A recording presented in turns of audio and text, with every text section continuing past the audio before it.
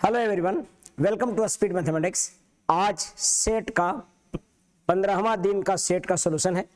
आप सब लोग 15वें सेट का सॉल्यूशन देखें। देखिए इसमें बहुत सारे बेसिक क्वेश्चन है। मैं एकदम आज स्लो करूंगा क्योंकि बहुत बच्चों का लग रहा है कि सर बहुत तेज सॉल्यूशन होता है। आपको पता है 529 का वर्गमूल मैं वर्गमूल निकालने के लिए बताया था।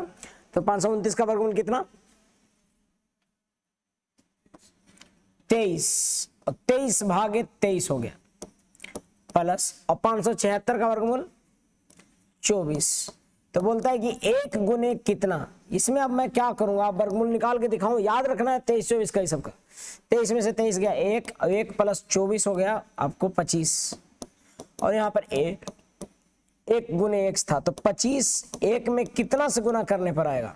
तो 1 में 25 से गुना करने पर आएगा। सवाल ये था। जिसको तेज लगता है तो स्लो करके देखिएगा इसको। अगला प्रश्न देखते हैं। सवाल है कि 7800 रुपये को 8% वार्षिक साधारण ब्याज के दर पर निवेश किया गया। 7800 धन था, उसको 8% रेट पर साधारण ब्याज पर निवेश किया गया है। यदि 5 वर्ष बाद वह राशि निकाल ली जाती है, 5 साल बाद धनराशि निकाल लिया गया और आधी राशि को शेयर बाजार में निवेश कर दिया गया, तो शेष बची राशि रुपये में कितनी होगी? देखो सबसे पहले तो 78 एक बार एक दिन रिपीट किया था ये सवाल। 7800 रुपये की राशि 8% के लिए लगाई गई है, 5 वर्षों के बाद निकाल दी जाती है। तो अब 5 वर्ष में कितना ब्याज देता होगा? 5 वर्ष में क्या हो गया होगा धनराशि? 7800 और प्लस इतना हो गया होगा 5 वर्ष में। 5 वर्ष बाद कुल धन कितना? तो कुल धन जो हुआ होगा 100, दरअसल 7800 तो मूल होगा और 7800 पर 5 साल में जो ब्याज मिला हुआ 100 और उसमें से आधी राशि दे दिया गया तो आधा बचेगा। तो पहले ये निकाल लीजिए कि कितना है। ये कट जाएगा 2 0 से 2 0 और 8 बचे 40 और 40 गुने 78 करेंगे। 8 चौका 32, 7 चौक 28 और 3 28 और 3 31। तो यहां पर आपको आ जाएगा 3120 और ये था 7800। मैं एकदम स्लो बता रहा हूं, देखता हूं कितने लोगों को आज समझ में आ रहा है। 8 और 1 9 और 7 3 10, 10,920 10,920 यानी कि ये आपका 10,920 जो आया वो आपका टोटल धन आया 5 साल बाद। ठीक है, अब इसका आधा धन है सो शेयर बाजार में लगा दिया, तो शेष आधा कितना बचेगा? तो इसका आधा क्या हो जाएगा? 10,920 का आधा कितना हो जाएगा? तो 2 से भागा दीजिए, 5 दूनी 10, 4 दूना 8, 5460 आपको आ जाएगा, जो कि ए ऑप्शन में था। ठीक है, तो ए ऑप्शन ही इसका सही जवाब हो जाएगा। ठीक है, तो ऐसे करना था कि कितना धन कुल हुआ ब्याज के साथ और फिर आधा दे दिया और आधा शेयर बाजार में लगा दिया। तो शेयर बाजार में लगाने के बाद जो बचा आधा ये है। मुझे लगता है कि बात आपको स्पष्ट हो रही है। वह सबसे छोट बड़ी संख्या कौन सी है जो कि 126, 224, 608 को विभाजित करने पर शेषफल 2, 7 और 19 प्राप्त होता? वह कौन सी संख्या है? बड़ी से बड़ी संख्या। तो सबसे पहले बड़ी से बड़ी कहेंगे तो इसको घटाइए और जो बचता है उसका HCF निकालिए। घटाने के बाद देखिए क्या आ रहा होगा। 9 9 18, ये बच गया 9 में से 1 गया 8 और ये बच गया आपका 5, 589। यहाँ 7 7 14, 1 और 2 1 7। यहाँ पर ये 4 2 124 यानी कि 124 और ये सबको काटने वाला नंबर देखिए। 124 को काटने वाला 21 तो है नहीं, 7 से कटेगा नहीं, 7 5 12 नहीं कटेगा। 724 को काटने वाला 27 भी नहीं है। 31 तो है, 31 से ये कटता है क्या 7 बार में?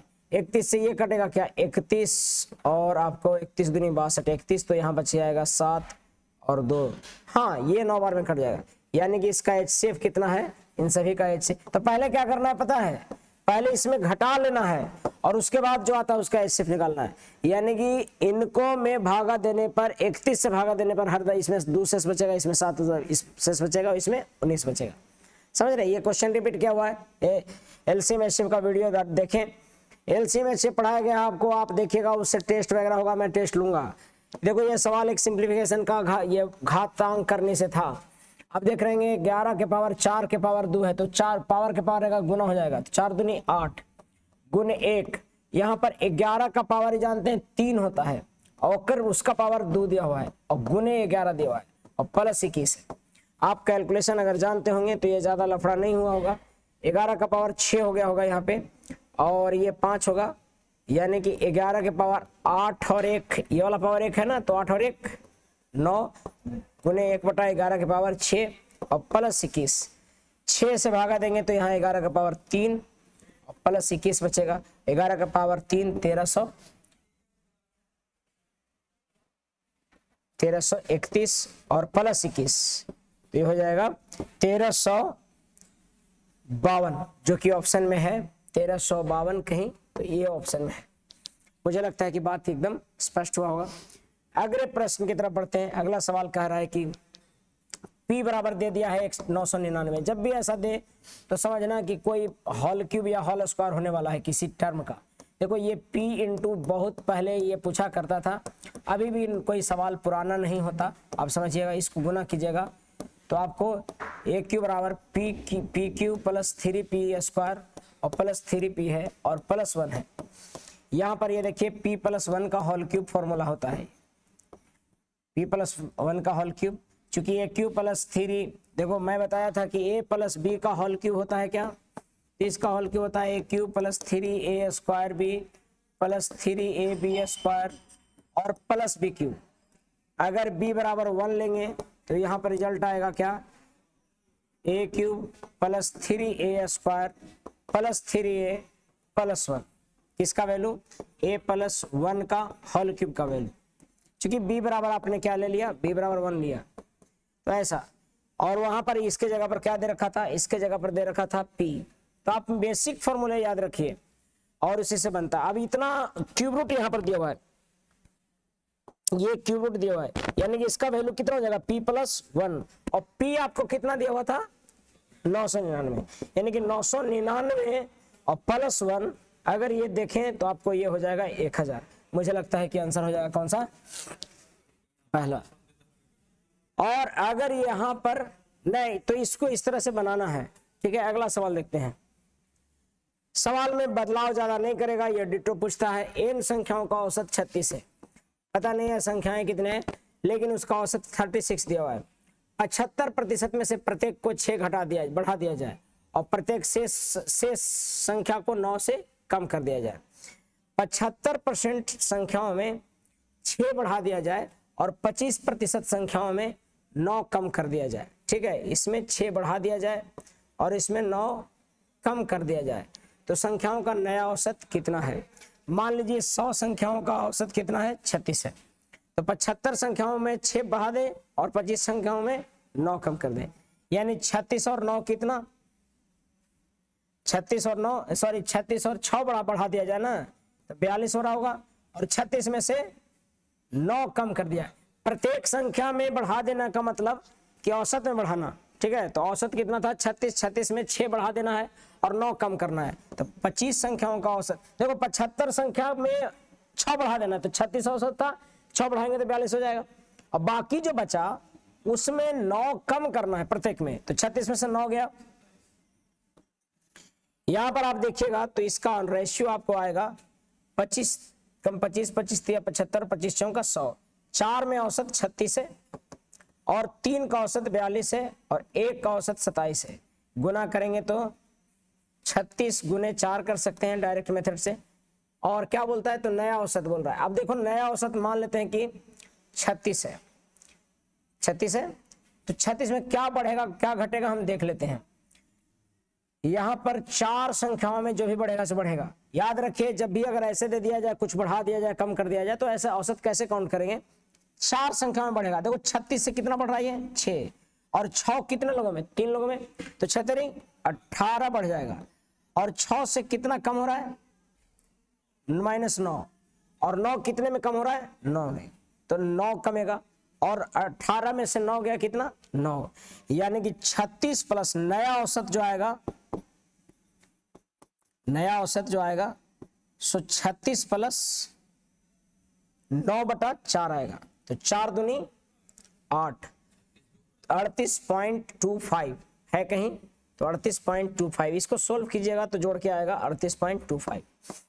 ठीक है, इसको कीजिएगा तो 36 प्लस 2.25 आएगा, तो जोड़ के कर लीजिए।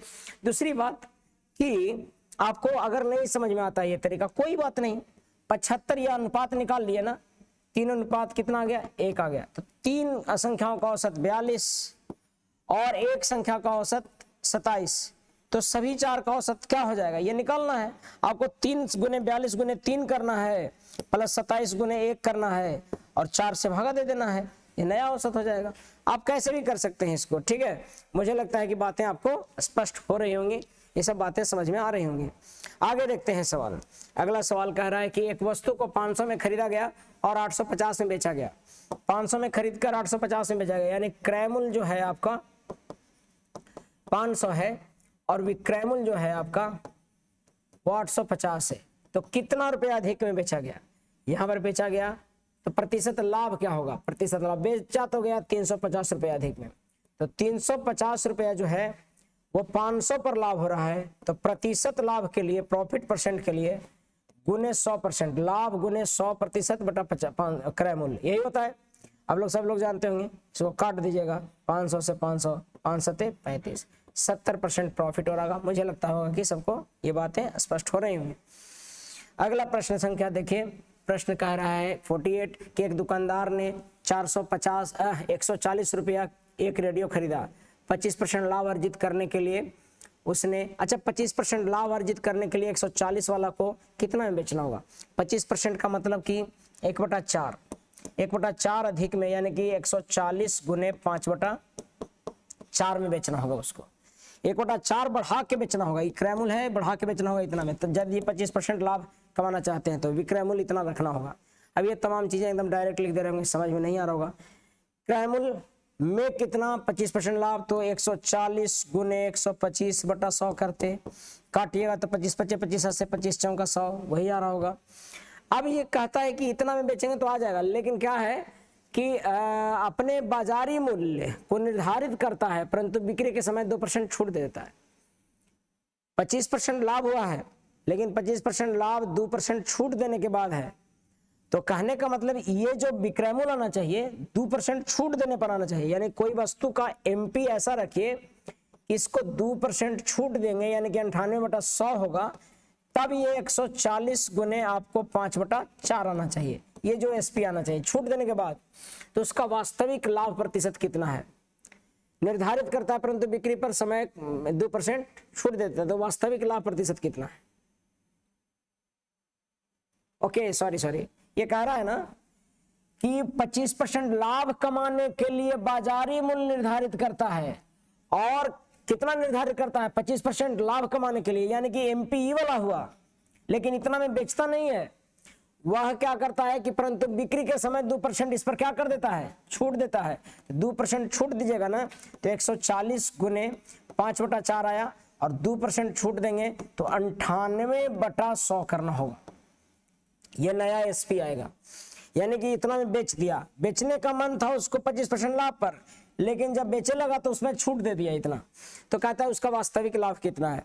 आप देखो ना इसका वास्तविक लाभ क्या है, या तो ये कैलकुलेट करके सीपी और एसपी निकाल लीजिए, ठीक है, एक तो तरीका ये हुआ। दूसरा तरीका यहाँ पर घटाइएगा, ये बहुत कटेगा, बहुत कैलकुलेशन देखो कैसे पड़ जाएगा। 4 से कितना बार में, 4 दूनी 8, कटेगा ही नहीं। 49 दूना 98 और 2 दूना 4, 2 से कट जाएगा 70 दूना, और 1 0 से 1 0, और 5 दूनी 10, यानी कि बचेगा आपको 5 दूनी 10 हो रहा है, ये बचेगा 9 सते 63, और 7 चौका 28 और 6, 28 और 6 8 6 14, 343/2, यानी कि 140 में खरीदा उतना में बेचा है। तो लाभ देखिए कितना हो जाएगा, आप कर लीजिएगा, 280 माइनस कर दीजिएगा 343, यही लाभ होगा, इतना बटा लाभ, ये प्रॉफिट हुआ, प्रॉफिट परसेंट निकालिए। ये लेंदी तरीका है। आपने देखा यहाँ पर प्रॉफिट हुआ, तो प्रॉफिट परसेंट बराबर क्या होगा, प्रॉफिट परसेंट बराबर, ये प्रॉफिट कितना हो रहा है पता है, प्रॉफिट परसेंट 63/2 लाभ हुआ है, और कितना पर, 140 पर, तो गुने 100 कीजिएगा, जो आएगा 100 आंसर आ जाएगा। क्या आ जाएगा, 7 दूनी 14, 7 9 63, 20 25 100, और 9 पचे 45/2 ये आ रहा होगा। लेकिन इसको हम झटके में निकाल सकते हैं, अगर हमारे पास आप पढ़े हैं तो ये बहुत आसानी से निकल जाएगा। कैसे सर? मैं कहूँगा कि भैया शुरू में कोई भी दाम रखे हैं, ये क्रैमुल है उसको बढ़ा के रखा गया होगा, और अल्टीमेटली पहला तो देखो क्या हुआ होगा, पहला सीपी को 25% लाभ के लिए रखा गया बढ़ाकर, सीपी को एमपी बनाया गया कितना 25% अधिक करके, 25% अधिक करके, तो क्या हो गया होगा भाई, ये 4 वाला सामान 5 में रख दिया होगा दाम। अब कहता है एमपी जो आया उसको बेचा 2% डिस्काउंट पे, देखिए 25% बढ़ा के रखा था तो 4 से 5 रखा होगा दाम, और डिस्काउंट दे दिया अगर एमपी पर 2%, तो डिस्काउंट देगा तो भैया 2% का मतलब होता है यानी 100 वाला कितना में, 98 में, ठीक है। अब दिक्कत क्या हो गया इसको, दिक्कत इसको ये हो गया कि भैया लाभ होगा तो थोड़ा कम जाएगा, 25% नहीं रहेगा, तो क्या हो जाएगा, ये पहले सीपी था अल्टीमेटली क्या बन गया, सीपी से क्या बन गया, ये एसपी, यानी कि ये जो गुना करके आएगा ये सीपी आएगा और ये वाला क्या आएगा, एसपी आएगा। अब ये 5 से काटेगा तो 20 पचे 100, 20 चौका 80, यानी कि 80 रुपया वाला सामान कितना में बेचना पड़ा उसको, 98 में। क्या रुपया लाभ हुआ है, 18 रुपया। 18 कितना पर लाभ हुआ है, 80 पर। तो लाभ प्रतिशत के लिए क्या करेंगे, 100 से गुना, प्रॉफिट परसेंट के लिए। यहाँ पर भी वही आंसर आ जाएगा, काटिए पिटिए धूम मचाइए। लेकिन तब रहेगा कि सर ये वाला एक क्लास में आप ऐसे बता दे रहे हैं तुरंत, इसको बहुत सारा बात डिस्कस किया गया, 20 चौका 80 और 20 पचे 100, और यहाँ 9 पचे 9 दूनी 18 और 2 दूनी 4, तो 9 पचे 45/2% यहाँ पर भी आंसर आ जाएगा। लेकिन ये सिंपल है, इसमें थोड़ा सा कैलकुलेशन ज्यादा है। मुझे लगता है कि 48 क्वेश्चन आप लोग समझ चुके होंगे अब तक। तो बनाने के 2 तरीके हैं कि कभी बढ़ाता घटाता है वैसे कर दीजिए, प्रतिशत पूछता है तो, नहीं तो रुपया में पूछता तो ये वाला ज्यादा तरीका बेहतर था। आगे बढ़ते हैं। 20 लड़कों के औसत आयु 12 वर्ष है, 20 छात्र है 12 उम्र के, यानी औसत उम्र है 12, ठीक है। 5 नए लड़कों को कक्षा में दाखिला लिया जाता है जिसकी औसत आयु 7 वर्ष है, 5 और आ गया जिसका औसत आयु कितना है, केवल 7 वर्ष है। तो कक्षा के लड़कों की औसत कितना है, यानी 25 लड़कन हो गया। अभी ऐसा सवाल रहा तो डायरेक्ट कीजिए, 12 दूनी 24 240 टोटल योग, और 7 पचे 35, कुल योग कितना आ गया 240 उम्र, और ये और संख्या टोटल कितना हो गया देख लीजिए, यही ना एवरेज होता है। तो यहाँ पर 240 35 हो गया, और कितना जोड़कर आया है ये कुल संख्या कितना हो गया 25, 240 और 35 करेंगे तो 275/25 हो जाएगा। 5 पचे 25, 5 पचे 25 और 5 पचे 25, 11 वर्ष नया औसत आ रहा होगा। और वैसे भी 12 साल है उम्र, अब 5 नया आया है जो कि साथ साथ लेके आया है, यानी कि 12 उम्र तो औसत नहीं रहेगा। अब 5 लोगों के लिए कितना कितना साथ साथ लेके आया, यानी कि सबका औसत कितना घट जाएगा, कितना कम लेके आया है 5-5, अरे 5-5 कम लेके आया है। तो सोचिए कि 5 पचे 25 की कमी है, और 25 की कमी 20 में अगर 25 में बटेगा तो 1-1 कम जाएगा। अरे भाई सोचो ना, 12 था ना औसत, और 5 नया आया जो कि 5-5 कम लेके आया, तो 5-5 कम लेके आया तो यानी कि 5 पचे 25 कम हो जाएगा। 12 तब होता जब सबका 12 आता, लेकिन 5-5 साथ आया लेके आया, 5-5 कम है तो 25, और 25 कितने लोगों में कम हो जाएगा, तो 20 पहले था और 5 अब लोग हुए, 25 लोगों में कम हो जाएगा। तो 25 लोगों में अगर 25 कम होगा तो 1-1 कम होगा, और औसत पहले वाला कितना था 12 में 1-1 कम होगा तो कितना हो जाएगा 11। वो नहीं समझ में आता है तो ये सिंपल बात है, इसको बनाइए, मुझे लगता है कि समझ में आ रहा होगा। नहीं तो ऐसे कीजिए, 20 लोगों का औसत कितना 12 है, 5 नए लोग आए उसका औसत कितना 7 है। अभी तरीका बताए होंगे बाबू, जो नहीं समझ में आता है तो कितना कम गया, ये नया औसत आयु पूछ रहा है ना सबका, तो ये वाला तो कितना बढ़ा हुआ आया उसको था ना, 12 का औसत कितना है, सॉरी 20 का औसत कितना है 12 सॉरी, और 5 नया का औसत कितना गया 7, ठीक है।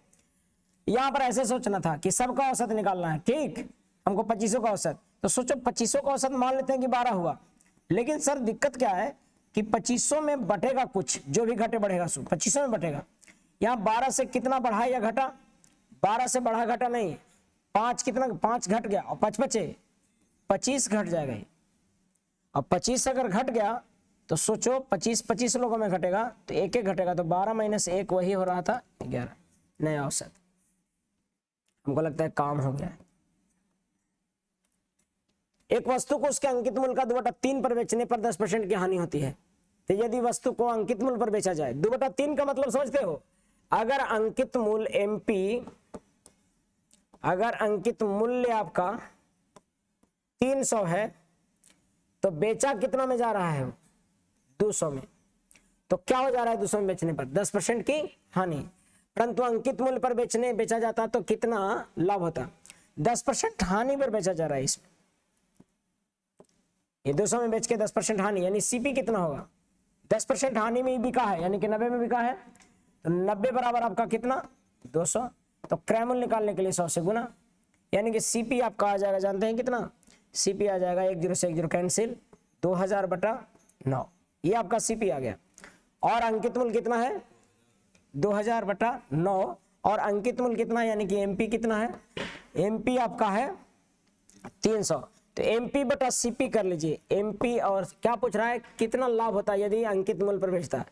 अगर इस पर ही बेचा जाता, 300 पर बेचा जाता, ये एसपी होता, और आपका सीपी यही वाला एसपी होता, ठीक है, 300 होता है, एमपी ही से उसी पर बेच दिया जाता, सीपी 2000 बटा कितना होता 9, तो सोचिए कितना फायदा होता, 9 3 2700, यानी कि 2700 अनुपात कितना हो जाता है 2000।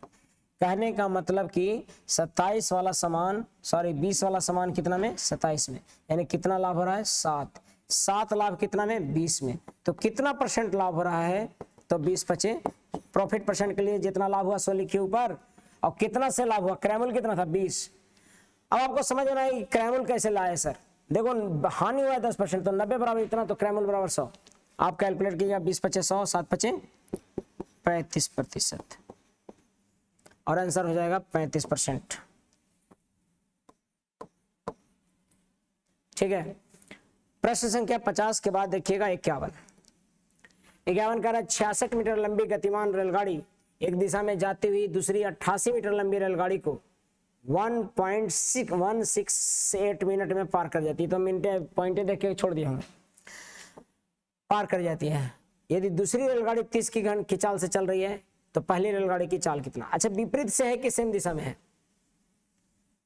उसी दिशा में जाती हुई, यानी कि 88 और 86 मीटर जो दूरी है, चूंकि दोनों ट्रेनें अगर पार करेंगे एक दूसरे को तो अपनी लंबाइयों का योग पार करती है, और दो चीजें मूव कर रही है तो सापेक्ष चाल लिखते हैं, रिलेटिव स्पीड, और सापेक्ष चाल अगर दोनों एक ही दिशा में है तो चालों का क्या होता है अंतर।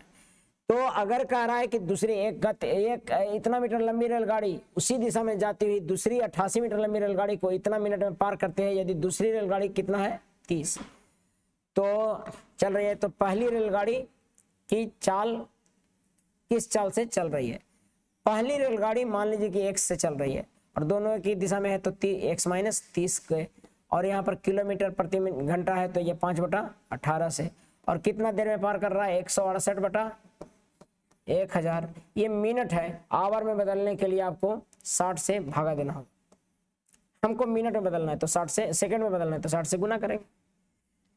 ये कैलकुलेशन आपको है। अब यहां पर देखिएगा कैलकुलेशन माइनस में आना आएगा ना तो समझना कि इसकी चाल जो थी पहली वाली की कम थी, माइनस में आता है तो उससे कोई दिक्कत नहीं, माइनस प्लस ये काट दीजिए इससे, और 6 3 18 और 3 से कट जाएगा ये 56 बार में, और 5 से कट रहा है ये 20 बार में, और 10 बार में ये कट रहा है 10 दूनी 20, और 4 से 4 5 20, और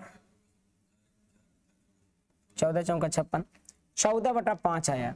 इधर जोड़कर क्या आ रहा है देख लीजिए, इधर जोड़कर आ रहा है 814 154, और ये 5 कितना हो जाएगा 14 है ना, 5/14 हो जाएगा, और ये x माइनस 30 आ रहा होगा इधर, समझ पा रहे हैं, ये 154 जोड़ के आ गया, और आपको 7 से कट रहा है, 7 दूनी 14, 7 दूनी 14 और 7 दूनी 14, 22 बार में, तो ये 11 बार में कट जा रहा है इससे, है ना, 11 5 55, यानी कि x माइनस 30 बराबर 55, या तो इसका आंसर 85 होगा, यानी कि यहां पर आंसर कितना हो जाएगा 85। क्लियर है बात, लेकिन कई बार यहाँ पर कहता ही नहीं कौन रेलगाड़ी। देखो 60 मीटर लंबी गतिमान रेल उसी दिशा में जाती हुई दूसरी 88 मीटर लंबी रेलगाड़ी को इतना में पार कर जाती है। दूसरी को पार कर रही वाला पहली वाला, यदि दूसरी की चाल कितना है 30, तो दूसरी की कम ये तेज चल रहा होगा क्या स्लो चल रहा होगा, बताइए कौन पार कर रहा है। इतना गतिमान रेलगाड़ी एक उसी दिशा में जाती हुई दूसरी रेलगाड़ी दूसरी को पार कर रहा है, तो दूसरी स्लो होगा तभी ना दूसरी को पार कर जा रहा है।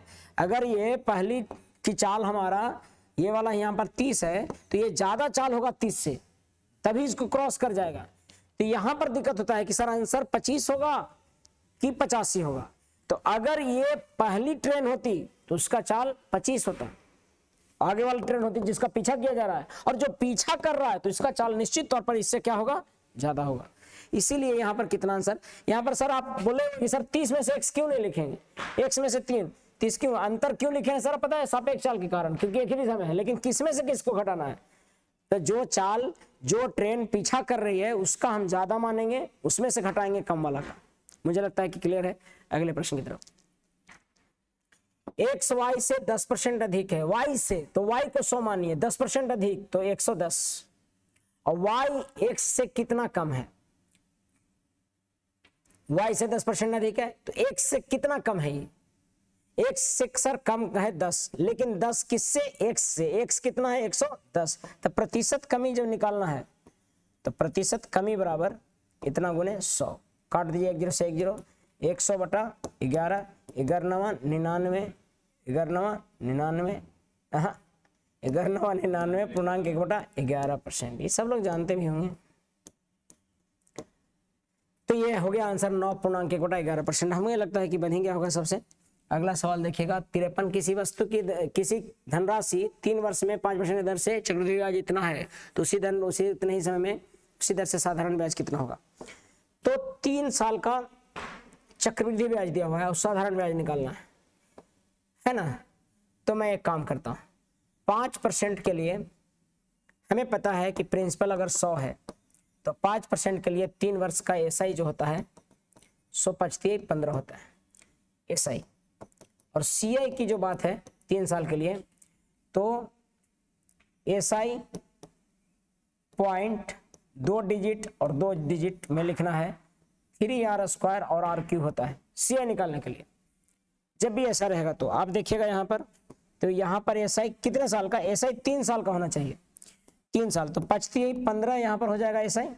अब पॉइंट इधर से जोड़िए, r³ करेंगे तो 5 5 25 5 125, तो यहाँ पर अगर 125 आ रहा है और यहाँ पर 5 5 25 दिया 75 आ रहा है, तो इसको लिखना कैसे है, 3 साल का एसआई के लिए ये लिख देंगे 5×3, अरे 1 साल का एसआई कितना रुपया, तो 3 साल का एसआई कितना 15 रुपया, यानी कि यहाँ पर 15 रुपया लिख देंगे और पॉइंट इधर से जोड़ते आइए 25 रखेंगे, 2 अंक रखेंगे, 2 अंक इसमें से, लेकिन एक ज्यादा है 3 अंक वाला है, 2 ही अंक रखना है इसमें केयर की जगह, तो एक इसमें जुड़ जाएगा ये यानी कि 76, यानी कि 15.7625 आपका सीआई आएगा। किसके लिए, 100 के लिए, किस रेट से 5% के लिए, कितने समय के लिए 3 साल के लिए, और साधारण ब्याज कितना आएगा 15 आएगा।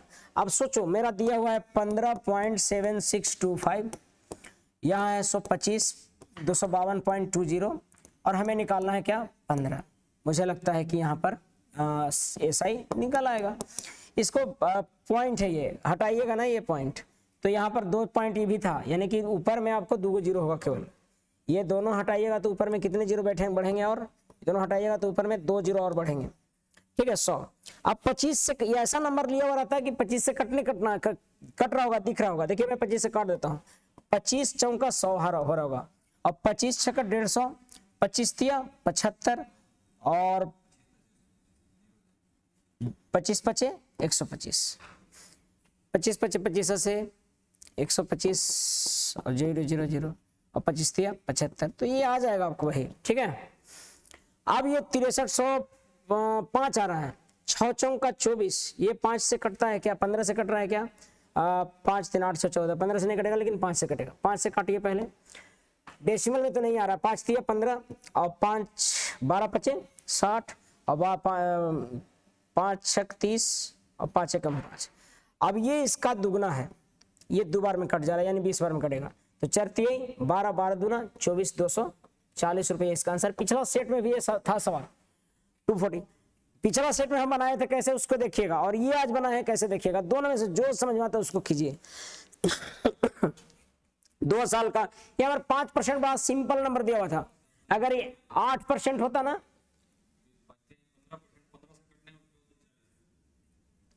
तो मुझे लगता है कि काम हो गया है। ठीक है, 240 रुपया इसका आंसर है। ठीक, सवाल लिखिएगा 63,368 को पूर्ण बनाने के लिए। तो 63,000 पूर्ण वर्ग बनाने के लिए आपको क्या संख्या गुना करना होगा, तो इसको तोड़ना पड़ेगा।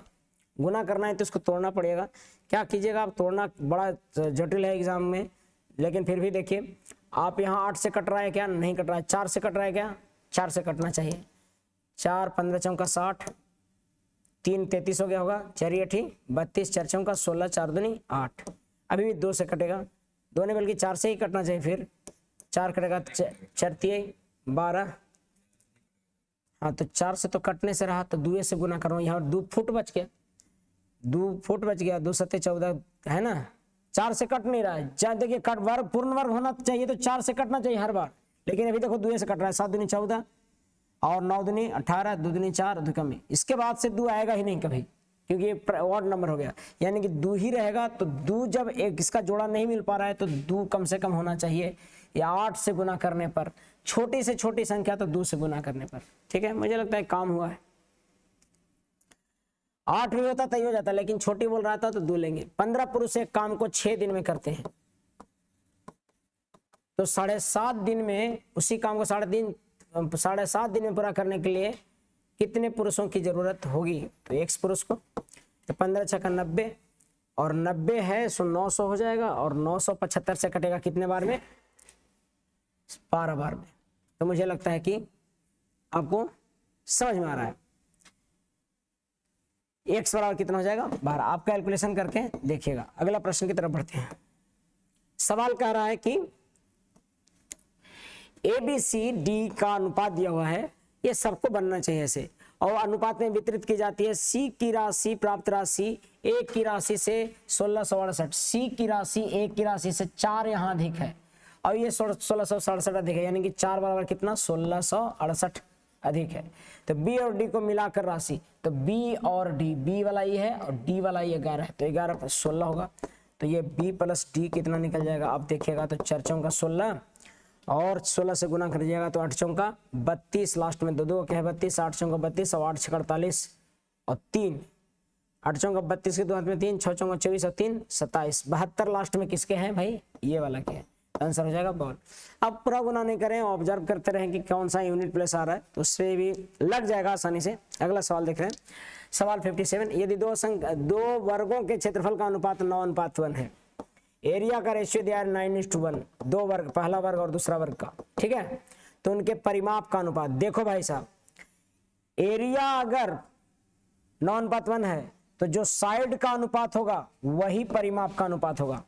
देखो साइड आपका क्या होता है, वर्ग का पहला और दूसरे का 1:4:1, ये यानी कि साइड होता है आपको A1, अगर मान लो A2 है तो परिमाप का भी अनुपात क्या होगा, देखो क्योंकि परिमाप हो जाता है 4 × A1 और 4 × A2, तो इसका अनुपात निकालोगे तो वही A1 × A2 होगा, यानी कि जो भुजा का अनुपात होगा वही। इसलिए साइड का अनुपात जो आएगा ना वही आपका परिमाप का अनुपात होगा, सॉरी 3:1, ठीक है। साइड का और परिमाप का अनुपात बराबर था। विकर्ण का भी देखो, विकर्ण होता है क्या, √3 भुजा, √2 × भुजा, तो √2 × भुजा A1 हुआ और √2 × भुजा A2 हुआ, तो √2 से √2 कैंसिल, यानी कि इसका भी अनुपात हुआ A1:, मुझे लगता है बात समझ में आ रहा है। तो ये हो गया 3:1। अगला प्रश्न देखते हैं। एक आयताकार कालीन का क्षेत्रफल 120 वर्ग मीटर है, आयताकार कालीन का क्षेत्रफल 120 वर्ग मीटर है और इसका परिमाप 46 है। क्षेत्रफल यानी कि A × B बराबर कितना है, 120। अच्छा, आयताकार कालीन L × B बराबर कितना दिया हुआ है, 120, और परिमाप क्या दिया हुआ है भाई, परिमाप यानी 2 × L + B बराबर कितना दिया हुआ है, 46। तो क्या निकालना है, √√2 विकर्ण निकालना। विकर्ण क्या होता है? एल स्क्वायर बी स्क्वायर का ये ना विकर्ण होता है, याद रखिएगा। विकर्ण क्या होता है? वर्ग का ये क्षेत्रफल क्या होता है, सॉरी आयत का क्षेत्रफल क्या होता है? आयत का क्षेत्रफल हो जाता है एल इंटू बी। परिमाप क्या होता है? परिमाप होता है 2 इंटू एल प्लस बी। और विकर्ण क्या होता है? L square plus B square. ये सब याद रखिए बाबू। तो यहां पर ये दिया हुआ है और एल प्लस बी आपको देता है 24। तो मुझे ऐसा 24 ऐसा नंबर बताइए जो दोनों को जोड़ने पर 24 आता हो लेकिन गुना करने पर 120 आता हो। मुझे लगता है कि आपको समझ में आ रहा होगा। क्या करेंगे कि 120 आएगा तो 15 और प्लस कितना कर देंगे, क्या आ जाएगा? नहीं होगा। तो 5 और कितना नहीं होगा, तो गड़बड़ लग रहा है। यानी कि मुझे इसके सहारे निकालना है। ये आपको पता है, मैं आगे में चल के बताऊंगा कि अगर कभी भी L square plus B square निकालना है तो क्या करो कि एल प्लस बी का होल स्क्वायर कर दो और इसमें से माइनस कर दो 2lb, तो अपने आ जाएगा ये, ठीक है, ये आ जाएगा। और एल प्लस बी का होल स्क्वायर 24 का स्क्वायर और माइनस 2 इंटू एल बी यानी कि 120। तो 24 का स्क्वायर कितना हो गया? 576 हो गया। और 120 का दुगना कितना? 240। घटाइएगा तो कितना आया? 336। और ये यहां पर विकर्ण का मान root under L square plus B square. 336 का 256 आना चाहिए यहाँ पे। 24 से 577, 12 दूनी 24, 2ab 120 था ना एल बी, हाँ, तो यहाँ पर ये आ जाएगा। तो मुझे लिखना है कि 576 माइनस 240 यानी कि आ जाएगा ये 336। कुछ गड़बड़ लग रहा है यहाँ। इसका परिमाप दिया हुआ है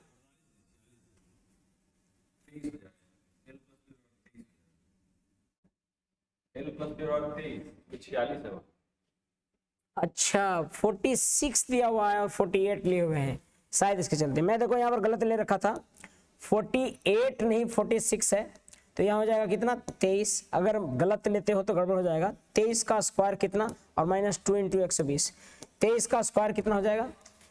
529। 23 का स्क्वायर 529 है और यहाँ 240 आ रहा है, यानी कि 9 8 4 12 289। तो 289 आपका ये आ रहा था और 289 का वर्गमूल निकालना है, यानी कि 289 का वर्गमूल निकालेंगे तो ये आ जाएगा 17। आपको आंसर होगा सी। तो यहाँ पर हमने 48 की जगह पर 23 कर देना था। जिनको भी अगर देखेंगे, मुझे गलती लग रहा था, ये मैं गलती से ले लिया था 48। समझिए अगला सवाल। ये सब आसान सवाल होता है और ये सबको बनाना चाहिए, कहीं लिखने में गलती ना करें। सवाल, पानी टंकी को 2 पाइप जुड़े हुए हैं। पहला टंकी 10 मिनट में भरता है और दूसरा टंकी 15 मिनट में खाली कर देता है। देखो यहाँ पर ध्यान देना है, भरने वाला है और ये खाली करने वाला है। जहाँ भी गलती होता है वहाँ पर जरूर करें। अगले क्लास से नहीं है तो लाइव कर दूंगा मैं सॉल्यूशन, ताकि आप भी बताएं कि कहाँ गलती हो रहा है, ठीक है। क्योंकि क्लास में अकेले होता हूँ, एक टेक्निकल होते हैं तो कई बार इधर उधर होते हैं तो मुश्किल हो जाता है, हम गलत ही लिख रहे होते हैं, तो आप लोग केयर क्या कीजिएगा। मैं हो सकता है कि एवरीडे लाइव कर दूँ, ठीक है, कल का डालने के बाद, आज का डालने के बाद। चूंकि आज 2 वीडियो डालेंगे क्योंकि एक दिन छूट हो गया, गैप हो गया था, तो फिर शायद लाइव करें। देखो एलसीएम यहाँ पर कितना हो गया? 30। तब 10 × 30 और 15 दूना 30। अब कह रहा है कि दोनों को एक साथ खोल देंगे, तो दोनों को एक साथ खोलेंगे तो एक भरने वाला और एक खाली करने वाला है। दोनों को साथ खोलेंगे तो एक एक ही भरा पाएगा, चूंकि ये 3 भरता है और ये 2 खाली करता है, एक एक भरा पाएगा। और एक के हिसाब से अगर 30 लीटर भरना है तो 30 मिनट लग जाएगा और ये पूरा टंकी भरेगा 30 मिनट। तो मुझे लगता है कि ये सी आंसर होगा। ये सब बन गया होगा, क्योंकि एकदम बेसिक क्वेश्चन आपको देता है।